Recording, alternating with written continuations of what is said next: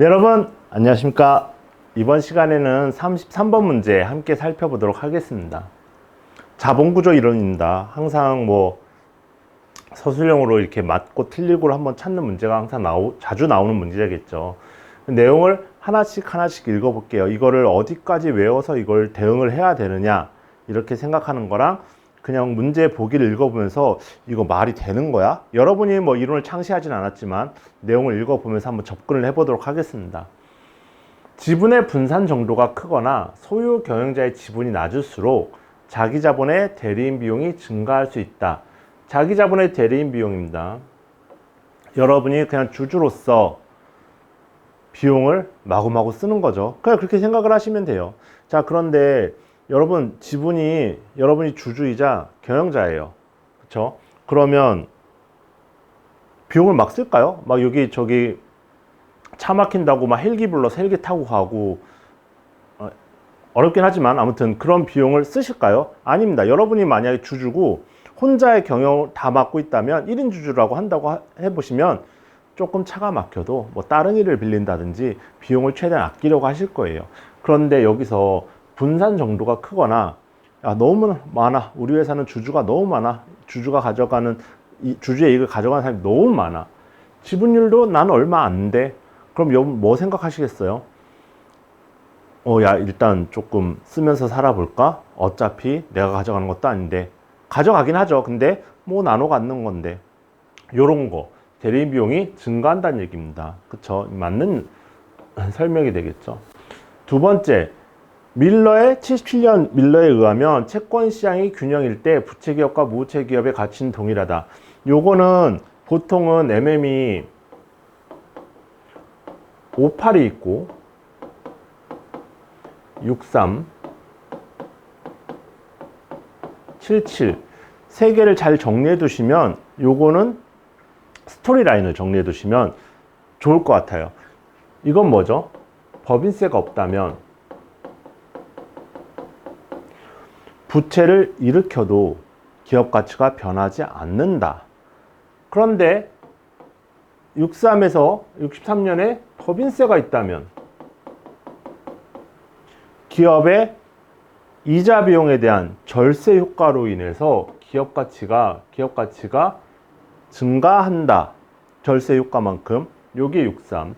그리고 77이 돼서 또 생각을 해보는 거죠. 만약에 개인 소득세, 그러니까 채권을 투자한 사람들에 대한 이자에 받는 소득세까지 고려를 한다고 하면 다시 기업 가치는 증가하지 않는다, 변하지 않는다로 회귀를 하는 거죠. 그러니까 느낌이 맨 처음에 무부채 기업으로 시작을 했는데 부채를 일으킨 게 좋을까 생각을 했다가 법인세가 없으면 굳이 부채를 일으킬 필요가 없어. 절세 효과가 없으니까 그러면 안 변해. 여기서 기업 가치는 안 변한단 말이야. 그러다가 그런 게 어딨어. 법인세가 있는데, 그쵸? 회사는 돈 번 거에 세금을 내는데 그러면 또 달라지네. 이게 손익계산서 구조상에서 영업이익 다음 이자 내고 세금을 내기 때문에 그러면 절세효과가 발생해서 기업 가치가 다시 좋아져. 그랬다가 마지막에는 그렇게 해서 타인 자본을 조달해서 타인 자본, 즉 채권에 투자한 개인들의 소득세가 있다고 하면 개인들이 뭘 요구하겠어요? 나 세금 내야 되니까 조금 더 줬으면 좋겠는데, 이자를 다시 말해서 타인 자본 비용이 조금 늘어나겠는데, 그렇게 늘어나게 되면 또 아까 여기 63년도에 발생했던 절세 효과가 사라져 버리게 되는 거죠. 제가 이 말씀을 왜 드렸냐면 채권 시장이 균형일 때, 그렇죠? 채권 시장이 균형이라서 개인들이 자꾸 더 내놓으라고 하는 거예요. 77년도에 개인들도 투자자 입장에서 개인이나 다른 것도 마찬가지겠죠. 채권의 투자자 입장에서 나 세금 내야 되니까 조금 더 줘야겠어. 타인 자본 비용이 푹 올라가면 이거 절세 효과가 없어져서 가치가 다시 동일해진다. 요거는 자주 나오는 문제이고 58, 63, 77 특징이 무슨 차이가 있는지를 한 번만 정리를 해두시면 쉽게 해결하실 수 있습니다. 그래서 이게 스토리라인상으로 맞는 얘기. 세 번째, 자본 조달 순위 이론.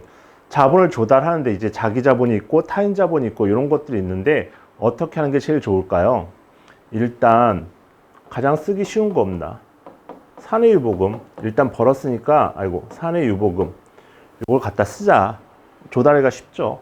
그 다음 여러분 돈이 없으면 은행 가서 일단 대출 받으시는 게 좋을 거예요. 부채 또는 타인 자본.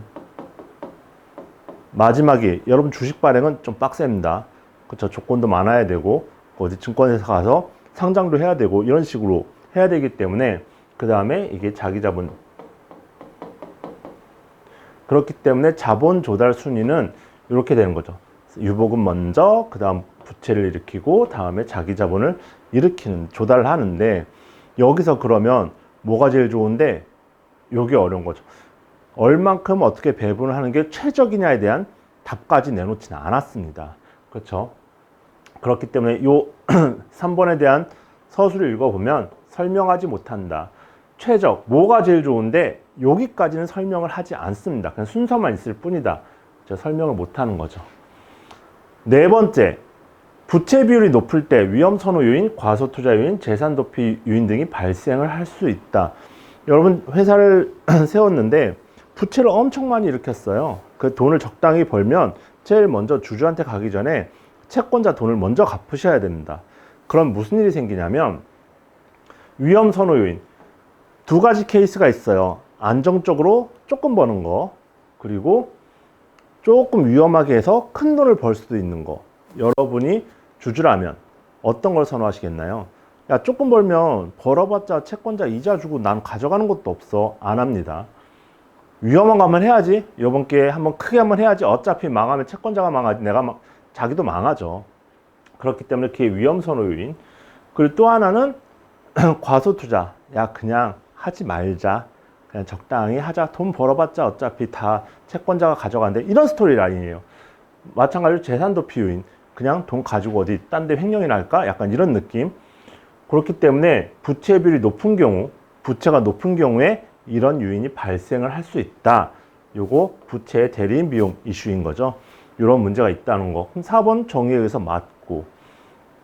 5번 MM에 의하면 법인세가 존재하는 경우 BS 증가에 의해서 가중평균 자본 비용은 부채 비용 빼기 1-텍스로 수렴한다. 이건 좀 복잡합니다. 일단 가중평균 자본 비용을 계산을 해야 되잖아요. 가중평균 자본 비용 구하는 공식을 적게 되면 그쵸? 부채기업 일단 자기 자본 비용은 어떻게 계산되냐면 원래 무부채 기업의 자기 자본 비용에다가 타인 자본 비용을 빼주고 여기에다가 세금 빼주고 여기에다가 S분의 B가 되는 거죠. 그쵸? 그리고 이제 우리는 왁을 구하잖아요. 이걸 자기 자본 비용을 구했으니까 왁을 구하면 K2의 전체 기업가치분의 S 더하기 KD의 1-T 기업가치분의 이렇게 계산을 하겠죠. 요 순서입니다. 자, 그러면 요 K 값이 구해져 있으니까 공식을 여기다 쏙 집어넣는 거죠. 요것들을요. 쏙 집어넣게 되면 얘가 어떻게 정리가 되냐? KU에 이렇게 수식이 정리가 되죠. 여기서 여기까지 가는 과정이 약간 복잡하고 힘든 과정이 있긴 합니다. 하지만 여러분 여기서는 지금 제가 설명을 위해서 여기서 한 단계 그냥 점프를 해가지고 결국에 왁은 이렇게 정리가 된다. 마지막으로 요 식을 보게 되면 그리고 요 보기를 보게 되면 부채 비율이 증가한다. 부채를 막 엄청 많이 쓰는 거예요. 결국에는 회사 가치를 다 부채로 조달해. 이렇게까지 해버리게 되면 얘가 1이 돼버립니다. 그렇죠? 1이 돼버리기 때문에 여기서 얘가 바로 어디로 가냐면 KU로 가는 거죠. 그렇기 때문에 이 문제는 부채 비용, 타인 자본 비용이 아니고 자기 자본 비용 쪽으로 수렴을 한다. 이렇게 정리가 되는 거예요. 그렇기 때문에 5번의 예제는 틀렸습니다. 자, 그럼 5번을 제가 항상 중요하게 생각하는 이 공식을 외워야만 풀 수 있는 거냐 생각을 해보면 그냥 스토리로 이건 말씀을 드려볼게요. 자, 애초에 무부채 기업이 존재를 했습니다. 그런데 이런 중간에 6,3까지를 봤을 때, 야, 부채를 일으키면 뭔가 절세 효과에서 좋은 점이 있다며 슬슬 부채를 조달을 해볼까? 타인자본 비용을 조달을 해볼까? 막 이렇게 하는 거죠. 뭔가 좋은 게 있었으니까. 자, 그런데 야, 이거 너무 좋은데? 너무 좋아. 그래서 그냥 다 조달을 해버려. 그럼 어떻게 될까요?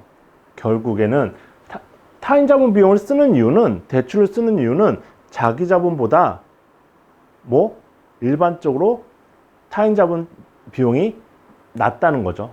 대출 이자율이 주식에 대한 기대 수익률보다 좀 낮다는 거죠. 그런데 그딴 식으로 흘러가다 보면 야, 다 써. 그러면 애초에 생각했던 타인자본을 이용해서 약간 조달 비용을 낮춰야지라고 생각을 했었는데 그딴 식으로 해버리게 되면 어차피 그냥 태초에 효과가 없다. 극단적인 사고를 치면 효과가 없다. 요렇게 스토리라인을 잡으셔도 될 것 같아요. 그렇기 때문에 부채 비용이 아니고 야, 이거 가중평균 비용이 줄어드는 쪽이야? 아니야. 다시 그냥 원복될 것 같은데? 사고를 치면 언제나 원래 애초에 생각했던 그 장점이 사라지는 거죠.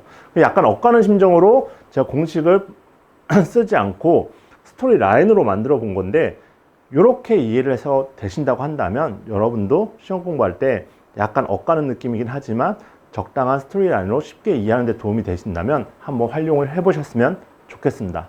감사합니다.